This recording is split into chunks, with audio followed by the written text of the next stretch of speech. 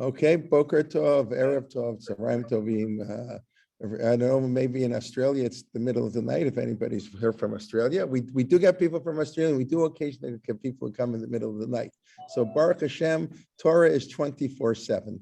And I want to thank Rachel for today. Of course, is the conclusion of her series, and on the Exodus, the incidents of freedom. Today we're talking about the Haggadah and Shmot, and I really want to thank her for your inspiring teaching, and it's a pleasure to have you, and we look forward to learning with you again in the future. And I want to thank you on behalf of everybody at Torah Motion.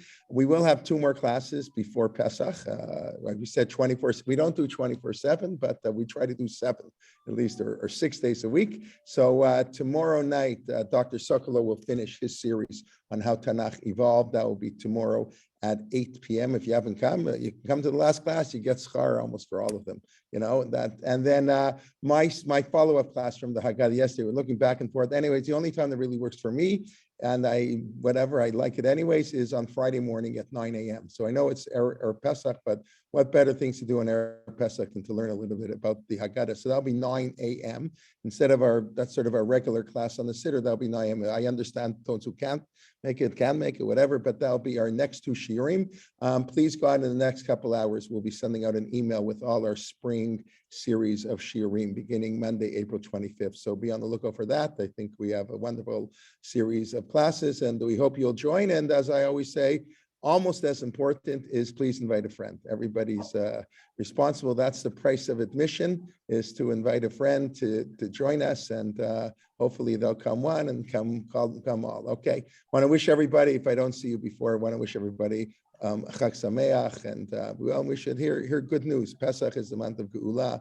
We should merit the blessings of peace and all good things. Okay, thank you. I'm sorry for the long introduction, but Rachel, it's all yours. Thank you very much. Be well. Thank you very much, Rabbi Kelman. And thank you everybody who's here for our grand finale of the course, where we tie it all together and figure out what, if anything, does any of what we discuss have to do with the Haggadah. And before we delve into the Haggadah, I want to just look back a little bit at everything we saw.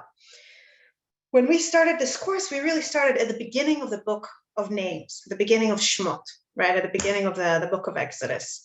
And we saw the following. I'm just going to open the source sheet. Excuse me for a second. I'm here at box 1. And we started with the following words. These are the names of the sons of Israel who came to Egypt with Jacob, each coming with his household: Reuven, Shimon, Levi, and Judah. And then we saw how with Joseph's death and the death of the memory of Joseph in the hearts of the Egyptians, the Israelites lose 2 things. First of all, they lose their names. We hear the following: Joseph died, and all his brothers, and all that generation. But the Israelites were fertile and prolific. They multiplied and increased very greatly, so that the land was filled with them. Instead of talking about people with names, with identities, we're talking about this group of Bnei Israel, the sons of Israel in Hebrew, not Israelites, but the sons of Israel, that no longer have any particular names and are described in terms that make them sound almost like animals, like the animals that God blessed to multiply and increase and fill the earth in Genesis 1. Only after they lose their identity, only after they become this animalistic force, do we see them also losing their liberty. A new king arose over Egypt who did not know Joseph, and he said to his people, "Look, the Israelite people are much too numerous for us. Let us deal shrewdly with them, so that they may not increase. Otherwise, in the event of war, they may join our enemies in fighting against us and rise from the land." And as we discussed in a later class, rise from the land might, as we traditionally understand, mean fight against us, or leave and therefore take away valuable workforce. And then the Egyptians, following Paro's injunction, set taskmasters over them to oppress them with forced labor, and they built garrison cities for Paro, Pitom, and Ramses. And we mentioned in one of our classes that Ramses, and we think that this Paro is Ramses III, means the child of Ra, the child of a god. The kings of Egypt presented themselves as the children of God. And we will watch how a man named Moshe, which comes from the same word, the same Egyptian word, Moses, which means son of, child of, or child, rises to represent a totally different worldview, where it's not one man who is somehow blessed by the God that becomes blessed and has divine right to rule over everybody and render all the people around him oppressed to his regime and poor and sick and uncared for in the name of his power and his monopoly on the status quo, but rather every person, every child has a dignity that should be respected, has the image of God. So we saw them losing their names, we saw them losing their liberty, we saw Moshe rising to represent a rival perspective on the world, we saw God propping up Moshe with the plagues, we saw the people starting to take a part in the process when they put the blood on their doors before the last Makkah, before the last plague, and then throwing themselves into the sea after the Egyptians chase after them.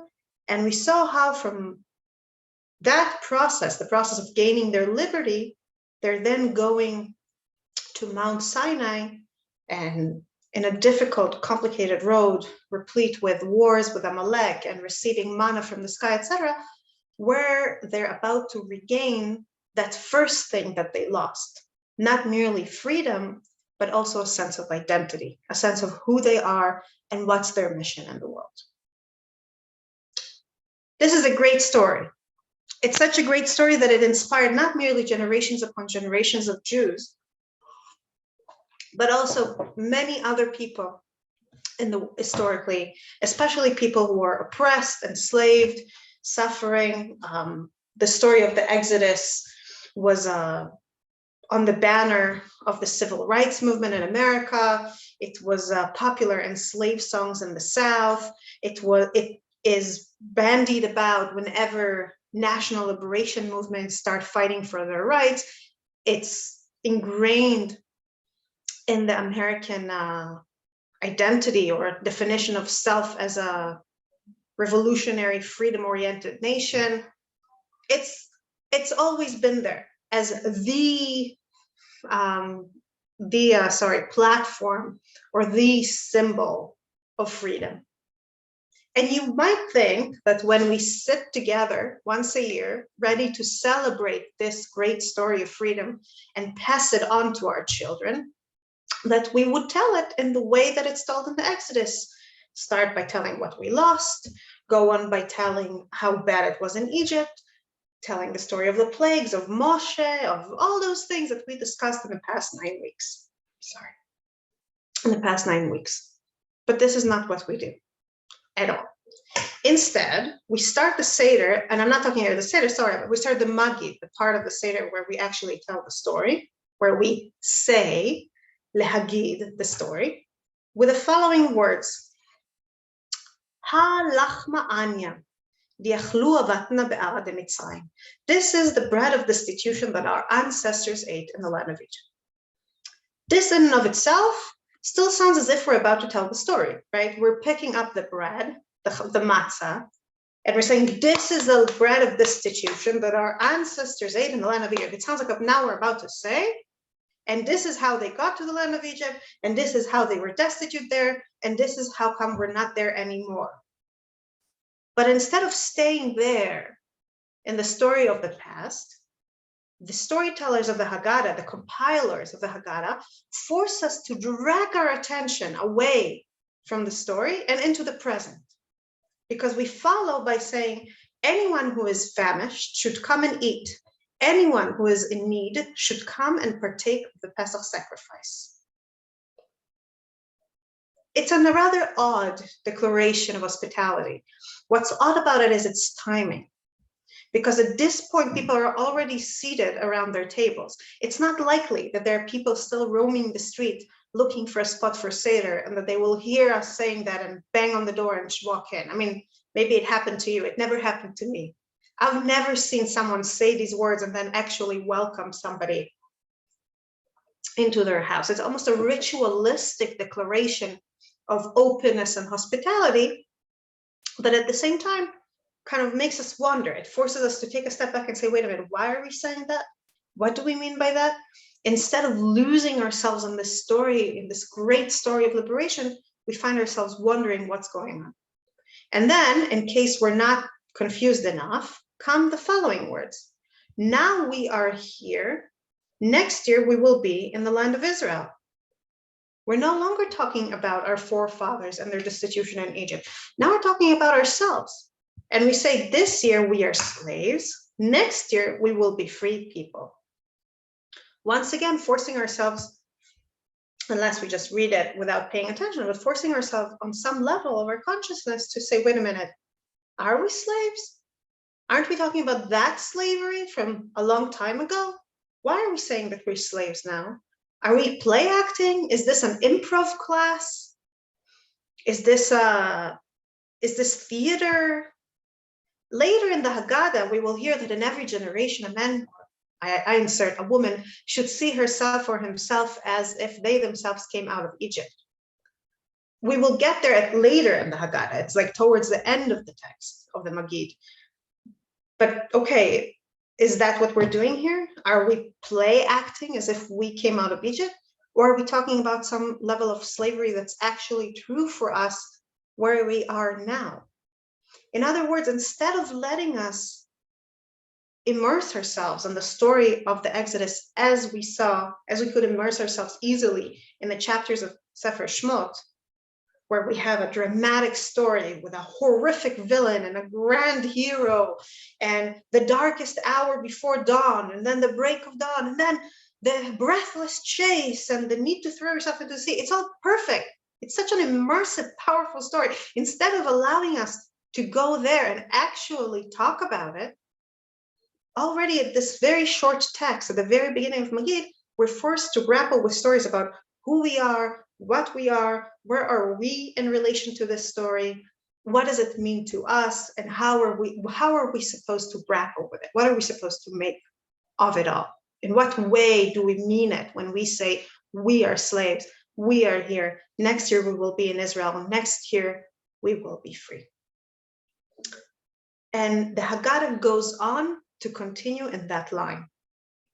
Instead of letting us enjoy ourselves, instead of letting us talk about the story of Egypt, it goes from this enigmatic declaration of intent to famously the 4 questions, where again, instead of focusing, I'm in box 4 of the source sheet. Rabbi, do we have it uploaded in the comments? Yeah, thank you. So in box 4 of the source sheet, you can see the famous questions. What differentiates this night from all the other nights? And again, instead of talking about the past, we're pointing out the differences in the present. And then it looks as if we are finally ready to start telling the story. We're saying the following piece, which is in box 5. We were slaves to Paro in the land of Egypt, and the Lord our God took us out from there with a strong head and an outstretched forearm. And then we're saying, and if the Holy One, blessed be He, had not taken our ancestors from Egypt, behold, we and our children and our children's children would all be enslaved to Paro in Egypt.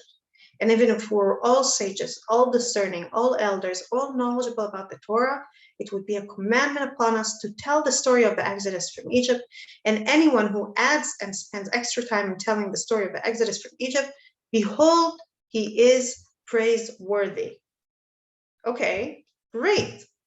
When we finish a passage saying, and anyone who adds and spends extra time telling the story of the Exodus from Egypt, behold, he is praiseworthy, what do we expect to follow? Feel free to unmute yourself and say it out loud. The story. The story, right? We're just saying, it's good to tell the story. Do we tell the story? No. Instead, we're going to talk about other people telling the story. We talk about how it happened once on Pesach with Rabbi Eliezer, Rabbi Yoshua, Rabbi Elazar ben Azariah, Rabbi Akiva, and Rabbi Tarfon were reclining in Bnei Brak and were telling the story of the Exodus from Egypt that whole night until their students came and said to them, the time of reciting the morning of Shema had arrived. Now, the truth is that there is a clear connection between this passage and the one that preceded it. If we stop for a second, we can see that in a sense, it's almost an illustration of a particular sentence from the previous passage where we say, and even if we're all sages, all discerning, all elders, all knowledgeable, etc., it would be commanded upon us to tell the story of the Exodus. So it's almost as if this story illustrates this point, because we have these great rabbis who are clearly far more knowledgeable than we can hope to be, and yet they talk at such length that their students need to come and intervene and remind them that daytime has broken. The day is upon them and it's time to move on. Okay, so fine. We illustrated the point. Now are we going to get to the story?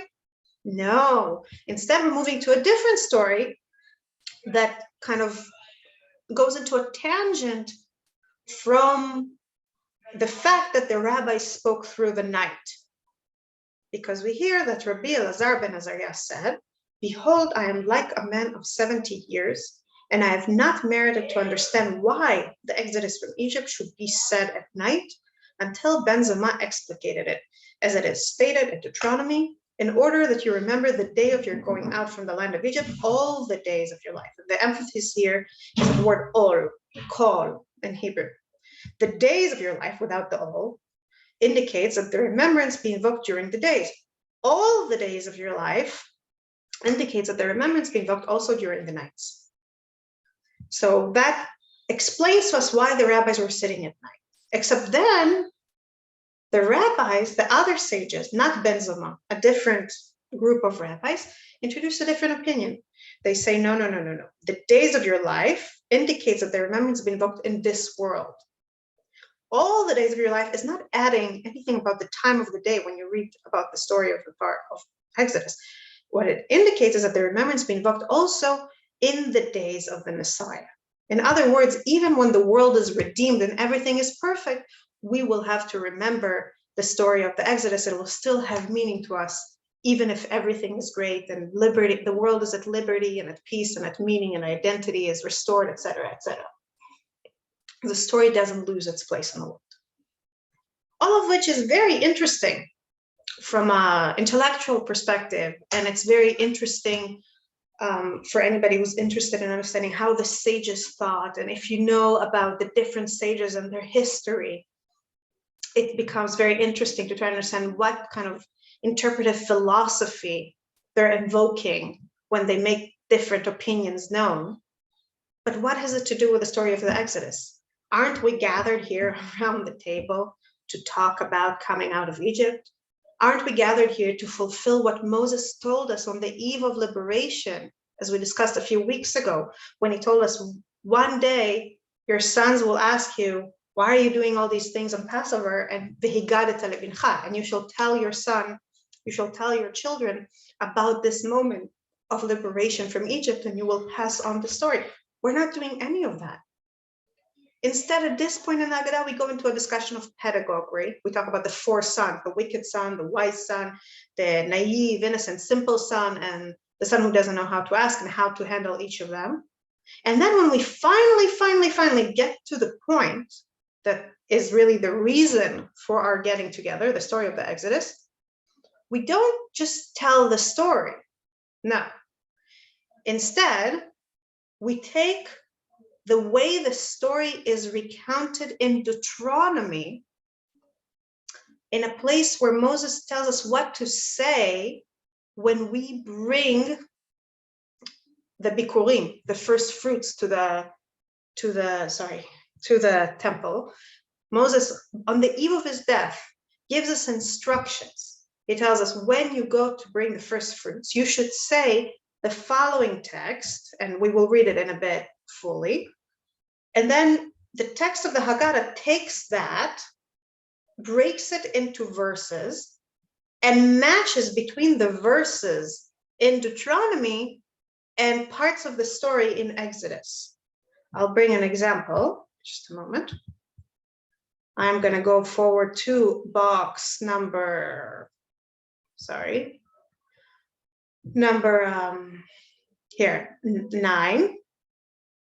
In Deuteronomy, it says, when you enter the land that your God is giving you as a heritage and you possess it and settle in it, you shall take some of every first fruit of the soil. which you harvest from the land that your God is giving you, put it in a basket, and go to the place where your God will choose to establish the divine name. You shall go to the priest in charge at the time and say to him, and here comes the words, I acknowledge this day before your God that I have entered the land that God swore to our fathers to assign us. The priest takes the basket and raises it, and then you recite the following. I'm jumping a little ahead. My father was a fugitive Aramean, Arami Oved Avi. He went down to Egypt with meager numbers and sojourned there. And then we keep talking. We say, but there he became a great and very populous nation. The Egyptians dealt harshly with us and oppressed us. They imposed heavy labor upon us. We cried to Hashem, the God of our ancestors, and Hashem heard our plea and saw our plight, our misery, and our oppression. Hashem freed us from Egypt, by a mighty hand, by an outstretched arm, an awesome power, and by signs and portents, bringing us to this place and giving us this land, a land flowing with milk and honey. Therefore, I now bring the first fruits and soil, which you, Hashem, have given me. This group of verses actually tells us the story of the Exodus with admirable brevity and excellent storytelling technique. It goes straight to tell us about going into Egypt, about how bad it was there, how God heard us and saved us, and how, look at us today, we are here in freedom and we have the fruits of our land. It takes the entirety, in a sense, of not only the book of Exodus, but also Leviticus and Numbers and Deuteronomy and Yehoshua, and sums them up for us, putting the emphasis on what's important, which is it was bad, God saved us, God gave us things, we rejoice. All the important bits are here in order. If we would just quote this text in the Haggadah, we would get the point. We would get the point of the story. We would get the experience of sharing the story of what happened to us. But instead of doing that, we keep breaking it apart. We say, go out and learn what Lavan the Aramean sought to do to Yaakov, our fathers. And then I'm skipping a little bit ahead. Since Paro only decreed the death sentence on the males, but Lavan sought to uproot the whole people. And then from that, we start explaining what this means by quoting the text we just read in Deuteronomy. As it is stated in Deuteronomy, an Aramean was an Arami Oved Avi, wandering Aramean is my father. I'm going by the other translation. And he went down to Egypt and he resided there with small number, and he became there a nation great, powerful, and numerous. And now, instead of going on with this story, we start breaking it apart. And he went down to Egypt, helpless on account of the word which God told Abraham that his descendants will have to go into exile. And we quote Genesis. And then we keep going down the text from Deuteronomy, saying a word from it, and matching it to parts from the Exodus narrative with verses. I'm sorry if I'm rushing. I'm gonna reframe it now. In other words, what we're doing, first, we only get to the story as it is told in Deuteronomy in order to explain why Lavan was worse than Paro. That Paro only killed the boys and let the girls live, while Lavan wanted to assimilate all of us into himself. Then, once we actually get to the text in Deuteronomy, instead of just reading it or bringing it in its entirety, we break it and keep comparing it to other bits and pieces from Genesis and Exodus. The overall effect of which is that when we read it, we don't feel like we're hearing a story. We're feeling more like we're hearing exercise in hermeneutics, more like we're reading a page of the Talmud, where the sages are trying to match different pieces and bits and create their own meaning map that should guide our actions, but that is not based on the internal logic of storytelling, of how a story has a beginning and a middle and an end. They have no respect for that. They take bits from here, bits from there, mix it all up and say, oh, look, this means something. As an adult, especially if we're inclined to be interested in interpretation, again, it can be very interesting. Just as it can be very interesting to try and understand why the story of the five rabbis appears there and why we need to know about the difference of opinion between Ben Zoma and the rabbis when they say what it means to study the story of the Exodus all the days of your life. It's all very interesting. But in what way is it serving the story? In what way is it giving us that feeling of we were enslaved and now we're liberated and we're thankful for it, which is the core message that we're supposed to somehow pass on from generation to generation to generation. If anything, to be honest, it makes that role difficult because, let's be real, when we're sitting around the Seder table with young children and they see all these weird stories are not giving them a sense of what happened in Egypt. These weird stories are giving them a headache and a backlash. And I still remember the first year that my son was old enough, not just to sit at the table, but really participate. And I remember we went through the Magid and we discussed every text. And at the end, he gave me this look and he said, but where is the story of Yetziat Mitzrayim? And I'm like, oh, we just mentioned it. We just talked about it. And he's like, no, we didn't. Somehow the story seems to be bled out of the text. And the question I want to pose for us to grapple with and to really think about is why? Why did the authors or compilers, really that was created and recreated over many generations already from the times of the Mishnah until deep into the ancient,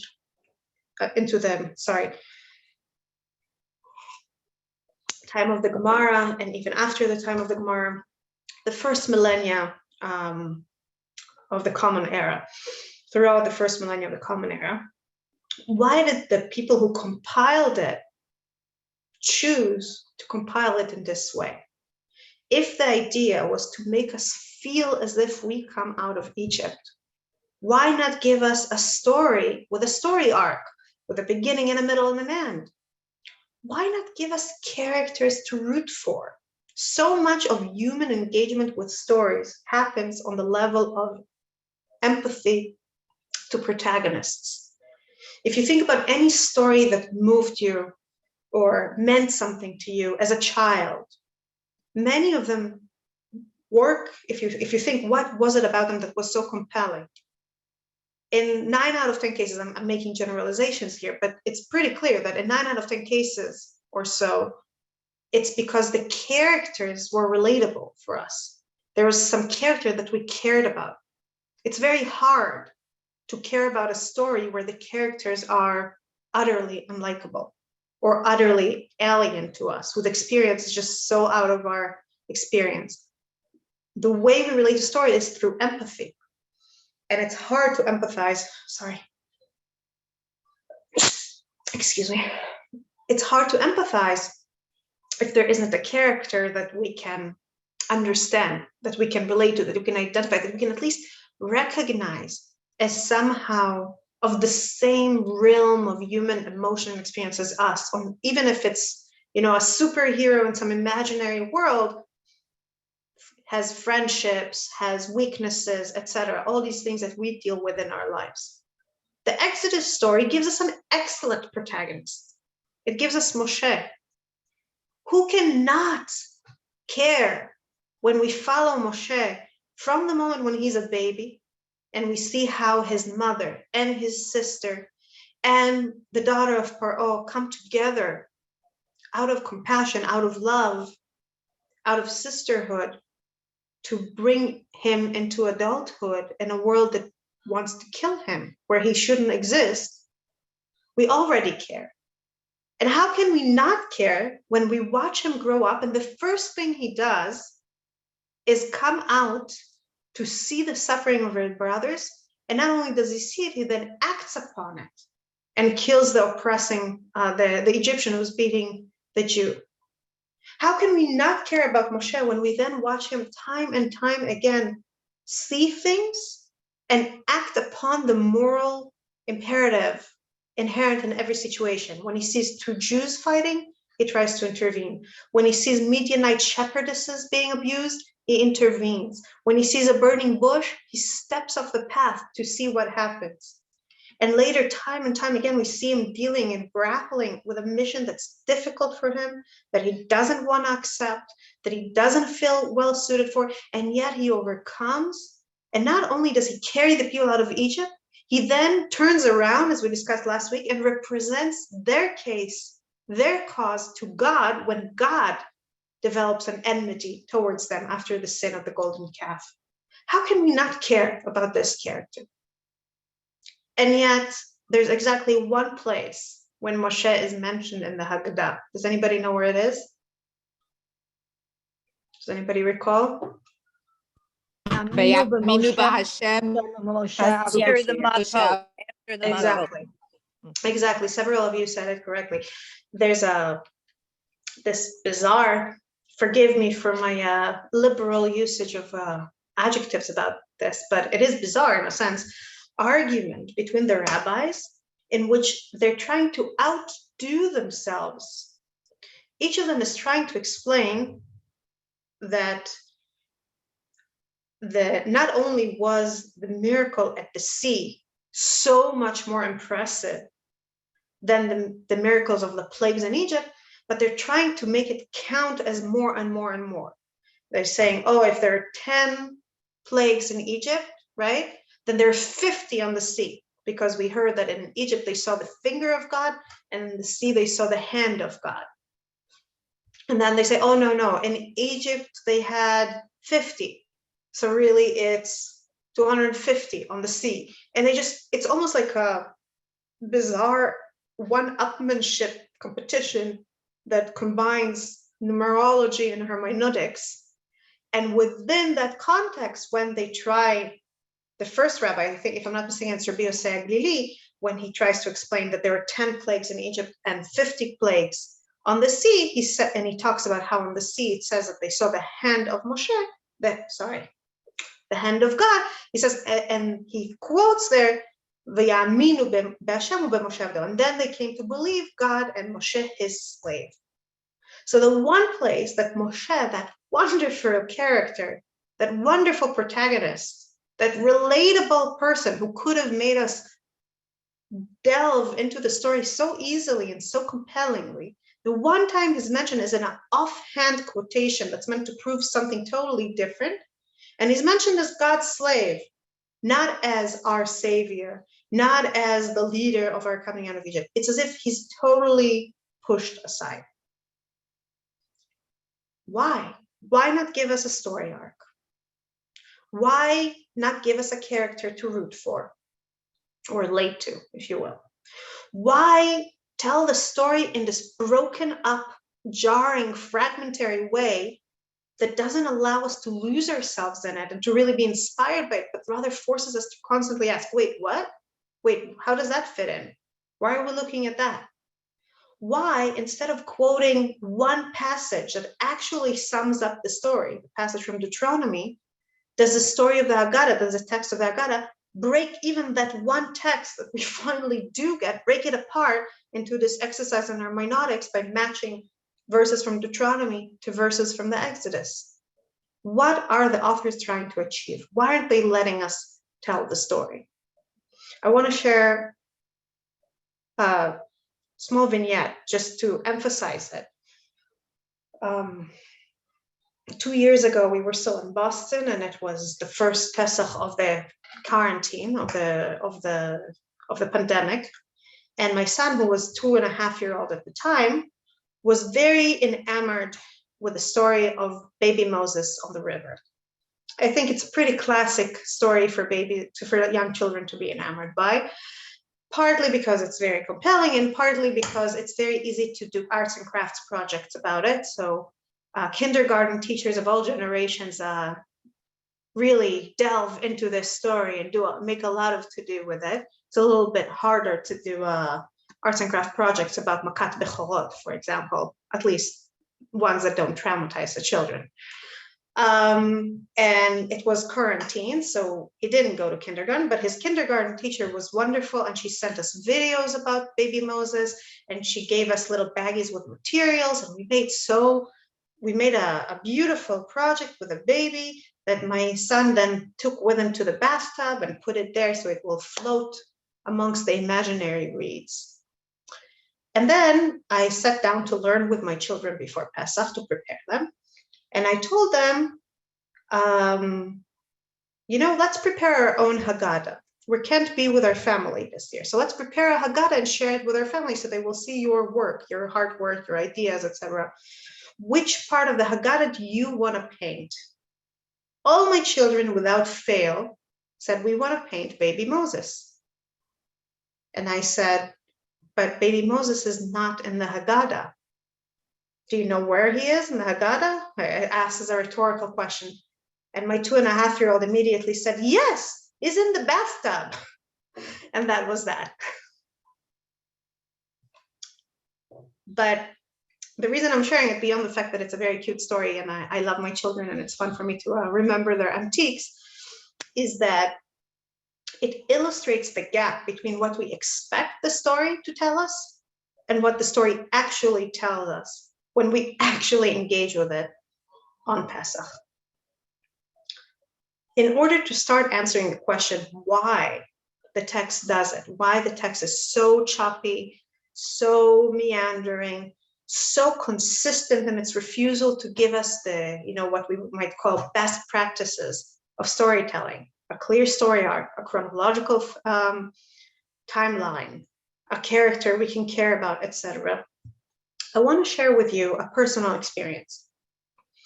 I want to share with you my experience growing up, hearing my parents' story about their struggle to leave the Soviet Union. I was born, as some of you probably heard me discuss before, I was born into a moment of victory. My father, Natan Sharansky, was in Soviet Gulag for 9 years, while my mother was traveling around the world, marching, advocating for him and for Soviet Jewry in general, marching in demonstrations, organizing events, mobilizing people, meeting world leaders. And the pressure that world Jewry exerted consistently, heroically, passionately, devotedly, was so great that eventually the Soviet authorities folded. And in 1986, they let my father go, and a few years later, the Iron Wall fell. And I was born a year, or not even a full year, after my father came home and was reunited with my mother. And I can't remember a time in my life when I didn't know their story. There was not a time like that. Because wherever we went, people would say, oh, you're the daughter of Natan Navital Sharansky. When your mother came to lead a demonstration in, now fill in the blank, Toronto, London, Australia, Paris, fill whatever, she slept on our couch. And I have to tell you that there was a time when I imagine, and some of you probably heard me share that story before, but there was a time when I really imagined that my mother must have slept on all the couches in the world. And I kind of imagined the struggle for Soviet Jewry as this march of couches, marching single file and slamming against the iron wall until they brought it all down. I did outgrow this image, perhaps a little sadly, because it was a pleasant image to have. But I did grow up surrounded by this feeling that somehow my parents' story was the story of the entire Jewish people. Beyond that, my parents themselves always shared the story, and not just all the time, but also on the day of my father's liberation, on the anniversary of my father's liberation, ever since the first year after he was liberated, my parents would hold a family seder of sorts. It would be like Pesach. We would set the table with the best dishes. We would dress in our holiday clothes. My father would wear a kippah that he only wears twice a year. It's a kippah that a fellow inmate in prison made for him from the filling of a boot, that fabric that you wear when you're in very, very cold temperatures. There used to be, it's not exactly a sock. There's socks, and then there's just like a wrap that you put around your foot in the prison before you put it in the boot. So a fellow inmate used that to make a kippah for my father, and my father wears it twice a year, for Pesach and on his liberation day. And we would sit around the table, and my sister and I would ask questions. And the questions differed. When we were very little, the main question we wanted to know the answer to is, were there any animals in prison? Later, we started asking about diet in prison, what kind of food you had, what did you do with your time? When we were teenagers, we were really interested in my parents' love story. How did you meet? How did your love survive those 12 years when my mother was in freedom in Israel and my father was in the Soviet Union and later in the Gulag itself, etc., etc. Then when we became young adults, young professionals, young mothers, we were very preoccupied with the question of how do you go from fighting for your people, be it in solitary confinement or in traveling in the world, to normal life, to changing diapers and finding a job. How do you translate the existence of years and years of sacrificing and devoting everything for a cause to just, the realities of adulthood? How do you make the move without feeling that everything pales by comparison or that everything is meaningless? And so on and forth. And the consequence of growing up with all these questions and answers, and with this intense feeling that the Jewish people are part of our family story and we are part of the Jewish people's story, was that even though I was not alive for the actual struggle for Soviet Jewry, I always felt as if I was, as if it was my story. It became part of my own internal landscape, to the point that, for example, if I had a frustrating time, a few years ago, I had a frustrating time when I felt I couldn't reach any of my goals, I naturally turned to techniques that my father used in prison to uphold his, stamina in the face of oppression, to uphold my own state of mind, which is a little bit of an overkill, right? Using the techniques that he had to use in solitary confinement, but that was just normal. That's my story. That's my toolbox. That's what I know. And when we took our young children, when they were a year old, our firstborns were a year old, we went to Moscow for the first time to see the places where the struggle took place, the places where this demonstrations took place, and that demonstration where my parents met and where my father was arrested, and the prison, we didn't see it from the inside, just from the outside, the prison where he was interrogated. And when we saw all these places, it was this bizarre experience of seeing a place that's entirely new and yet is entirely familiar and feels as if you've seen it many, many times before.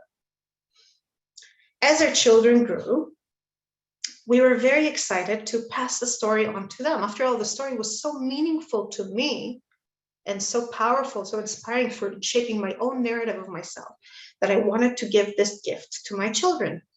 And we included them, once they were toddlers and no longer 1-year-olds, we set them around the table with us on my father's Liberation Day.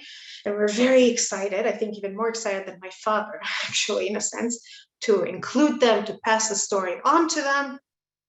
And they had no idea what to ask. So I said, okay, let me tell you the short version of the story, and then you can ask questions. And I said, there used to be evil people who didn't let Saba come to Israel. And we made all the kids go under the table, and the adults surrounded the table and wouldn't let them come. So Savta, so I said, started going around the world and saying, let Saba go to the land of Israel. Saba, grandpa, yeah? And my mom would go around the room and start yelling it. And I said, okay, but nobody listened to her.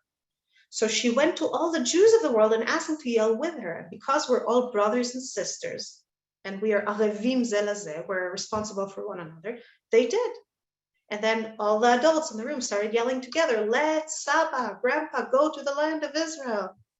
And I said, until it was so loud that the evil people had to let him go. At this point, we opened the human chain around the table and let the children victoriously leave their horrible solitary confinement under the table. And Saba came to the land of Israel and was reunited with Savta, and everybody met him in the airport and sang, Ina matovu manayim shevet achim gam yachad. Great. And my kids loved it. They all clapped, they rolled on the floor laughing, and they said, now tell us the story of Aladdin. And that really set the pattern. Because the more exciting I made the story for them, the more I poured into it everything I know about storytelling, be it making the lows lower and the highs higher, be it offering them more personal color, more of the personal details of my parents' childhood for them to relate to, stopping the story on a cliffhanger, everything I know about how to tell a story so it'll be compelling and exciting. The more I poured myself into that project, the more eager they were, the more happy they were to hear it, but also the more eager to then move on to another story.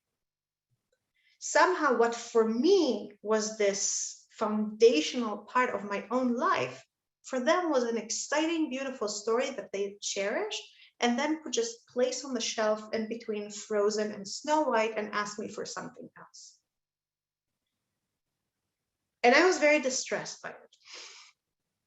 It felt both like a failure as a mother and a failure as a storyteller.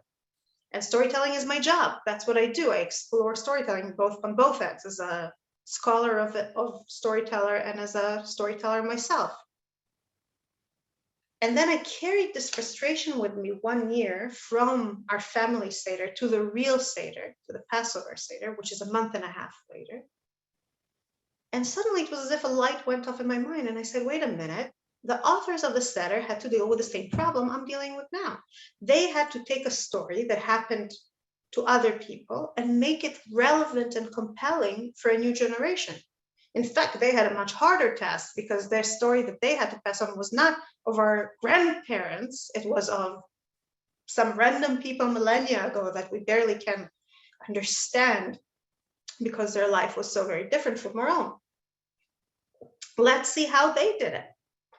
And that was when I noticed what I shared with you today, namely that they did it by not bothering with any of the storytelling best practices that I tried to emulate. Everything that I did that tried to make the story more immersive, more compelling, more interesting, they just ignore. Instead of an arc, they give us a mishmash. Instead of a clear storyline, they give us fragments and jumps and hermeneutical discussions. Instead of characters to root for, they consistently remove the one character that really, more than any other, represents the story of the Exodus to us, except of that one throwaway comment in the context of the argument about the plagues in the sea. And looking at that, I realized that this was exactly what my parents did too. Because my parents didn't give us the story of their lives. They invited us to ask questions. The questions came from where we are in our own lives.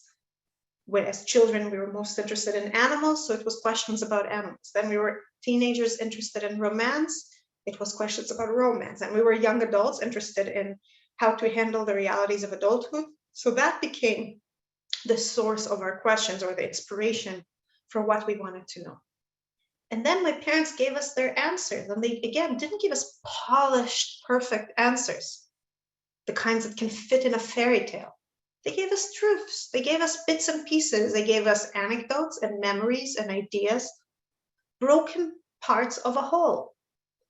They did, in other words, they didn't try to gift us their personal understanding and narrative of their lives, even though they would if we asked them to. But the first thing they gave us, the most basic thing they gave us, was bits and pieces that we could then use as building blocks, not to recreate their story of themselves, but to use as we created the story of who we are in our own lives. This is what made my parents' story so foundational to me, so embroiled or interwoven into my way of dealing with depression, frustration, life challenges, etc.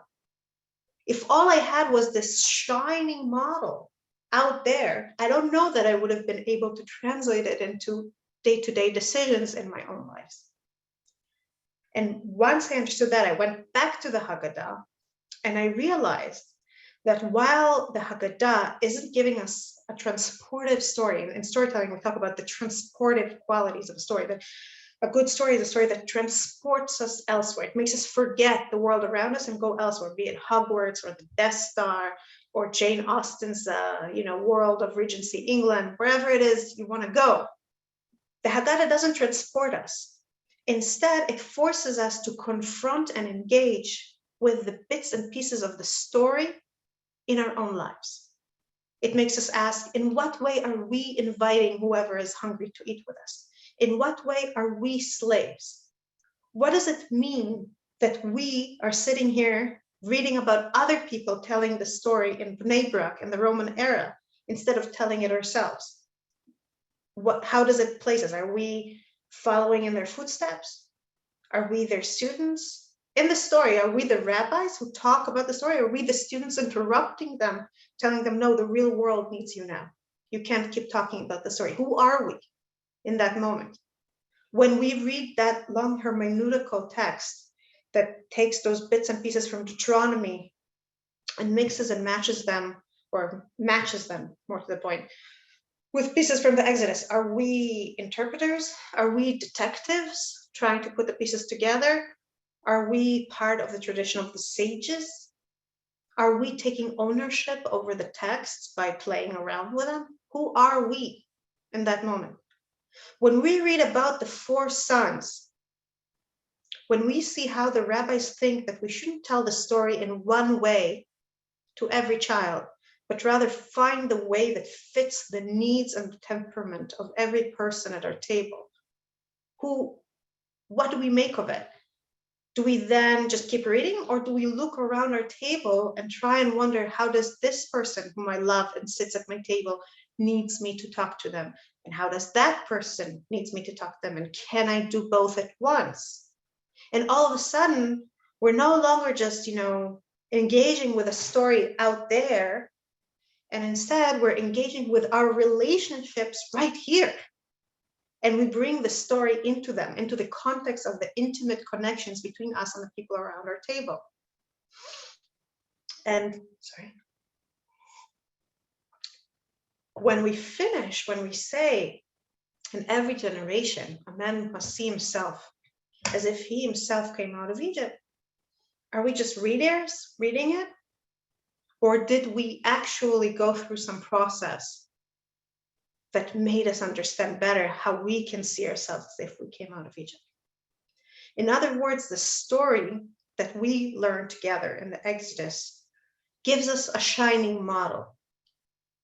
It gives us almost a treatise about what freedom is. And we talked about so many types of freedom. We talked about freedom from oppression, but also freedom from forgetfulness. And we talked about freedom from fear a lot. We talked about that a lot. And freedom from the system, the oppressive system that warps morality and makes you think about everything in terms of the good of the state instead of right and wrong universally.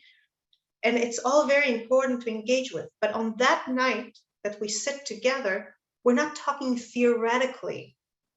And we're not visiting a story that explores these ideas. Instead, we are constantly forced to engage with the broken pieces of that story, because what we're supposed to engage with is with who and what we are in that moment, and where do we fit into that story. And that's a story, that's an engagement that we can no longer just close as we close the book of Exodus and put it on the shelf, or as we close a fairy tale and put it on the shelf and move on to something else, because that's something that changes who we are. And I want to finish this with this one idea, with this one last idea. In the book of Exodus, we explore different meanings of what it is to be free, what it is to liberate yourself. This is why I call it the course, the ins and out of freedom. But the storytelling of the Haggadah invites us to experience a sort of freedom instead of thinking about it in a theoretical kind of way. It invites us to experience the freedom of authorship, because we are not spectators and we are not a passive audience. Instead, we are people who are actively engaged with the text, that we're constantly challenged to examine in terms of our lives, our relationship with our children and parents, our understanding of who we are right now, our understanding of in what ways we are enslaved or liberated or want to be more liberated than we are right now. And out of all of that, we create the narrative of who we are at the moment. And it's hard. We can't really experience what it was for the Jews, for the Israelites to leave Egypt. We can't. Our lives are too different. And most of us, at least, are lucky enough now to live in freedom, in political freedom, at least. And I know that I myself, well, my father experienced what it is to come out of an oppressive regime. I did not. I was born, I had the tremendous fortune to be born in the land of Israel in a free world. in a free world in a free time. But while we can't experience what they experience, we can experience a variation on the theme of moving from being an oppressed group of slaves who doesn't get to call the shots, who doesn't get to tell its own story, who can only groan because they don't even have the words to express their suffering, to a people who are invited by God not only to stand as his partners in Mount Sinai, as accepting his suzerainty over us as royalty ourselves, as we discussed last week, but rather also, or 2 weeks ago, but rather also then to go to the land of Israel and build a society where we express the values and ideas that God gifted us, where we create the anti-Egypt, the land where the laws that are based on the fact that we knew what it is to be the stranger and the oppressed, and we are not going to reproduce that in our country, in our lives. This taste of liberation as empowerment, as becoming from the objects of other people's storytelling to our own storytellers, a variation on that is what we're gifted by the storytelling of the Haggadah if we really engage with it. We're gifted with that feeling of what it is to step out of passivity, out of spectatorship, out of being an audience, and becoming the storytellers of our own story, of our own selves, of our own being. And this is how the storytellers of the Haggadah take the book of Exodus and make it into something more, make it into something that we can recreate time and time again, and it's different every time. And more than that, it's ours. On that note, I want to thank you all. It was wonderful to explore these ideas with you. I have one final idea, but I'll take some of your questions here. Just a minute, I'm going to go into the chat. Just a minute. iPad, sorry, I don't know your name, wrote, wasn't the original plan to be in Israel, Canaan, Jerusalem as metaphor next year? Correct. That in the moment of the Exodus, the idea was that within the year, they're already going to be in the land of Israel.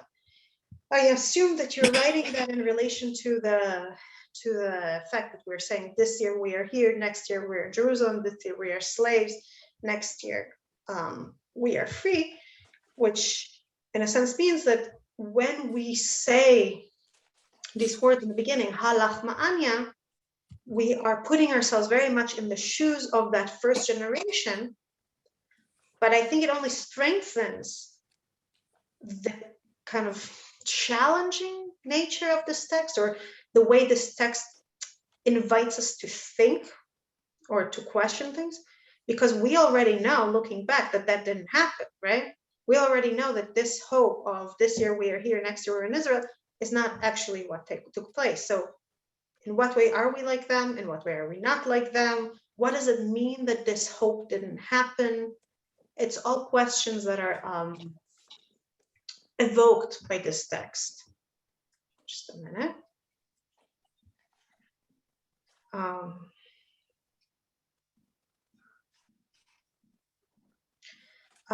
Bob Davis Baltimore wrote, it seems a shame to me that the state of Israel has not lived up to the theme of freedom for all people. I would say the following. I know it's a controversial thing to say, and somebody already wrote, who has lived up to those lofty goals?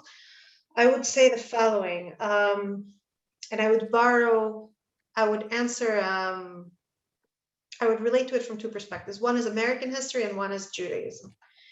In American historiography, historians doing American history, there's been a divide in the recent 2 decades. And this is actually my field. Actually, what I studied in my MA was historiography and history of American history specifically. Older generation of historians kind of take the Declaration of Independence and the Constitution and the checks and balances of power and celebrate them as something new, a new chapter in history, which it is. There's no question that it is a new chapter in history, where suddenly there's no divine right of ruler, but rather the right comes from the fact that the people who all have inalienable rights and I'll get to that in a second, give power to the rulers. In the past few decades, there's been growing criticism of this position, saying, okay, Jefferson, the author of the Declaration of Independence, was a slave owner. When he said all men are created equal, he obviously did not mean all men are created equal, and note that there's no women here at all mentioned. So how can you celebrate that to that degree? And there's really a struggle between two schools of thought in historiography of, can you talk about the greatness of the founding fathers, etc., or is it just whitewashing over their oppression and the hypocrisy of talking about freedom and inalienable rights while keeping certain populations oppressed in some terrible ways?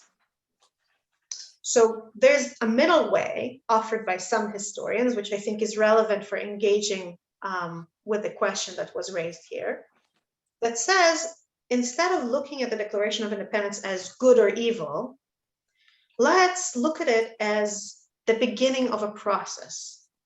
The power of this declaration, of this idea, was so powerful that it kept changing reality past the expectations and intentions of its authors. Its authors may have meant all men are created equal in a limited sense, but once the idea was out there, it was powerful enough to inspire an expansion of liberties to more and more people, and with greater and greater equality over the next 200 years. I think that this position, I find it very compelling for various reasons, and I think that it's worthwhile adopting it also when we look at what it means to be Jewish. Every place in the world, every country, every society that tried to be a city upon a hill ever,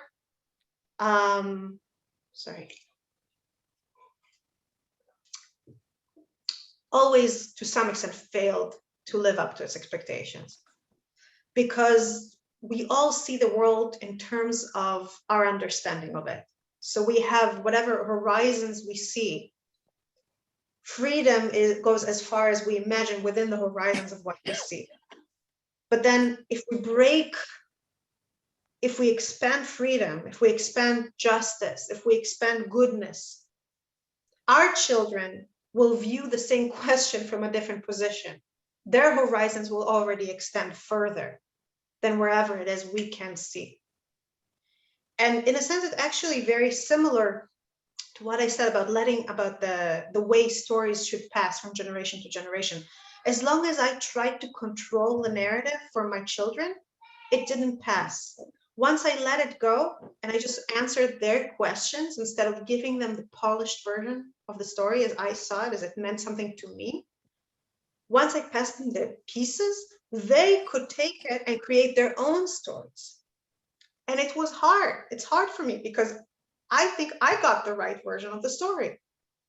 The version of the story that I believe in, that I live by, is very meaningful and empowering to me. So I want them to have that, but that's not what they need. And I need to let go of the story. Like, my parents fought, let my people go. Moshe fought, let my people go. I need to let the story go. So in the same way, a society tries to reach a better place, and then the children of that society will see even better way to live up to their ideals, and their children will see an even better way to live their ideals. So I don't think that Israel failed to live up to this ideal.